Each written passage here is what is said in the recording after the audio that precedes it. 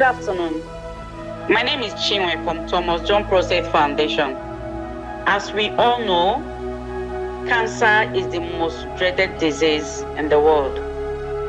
It has no respect or regard for anyone, both the rich and the poor as well. In Nigeria, the rate of prostate cancer is high compared to other developed countries. This is due to lack of early detection and awareness. At TJPF, Thomas John Prostate Foundation, our goal is to reduce the burden of prostate cancer in Nigeria through our awareness campaigns and early detection made possible with our free PSA screenings, which we are doing here today.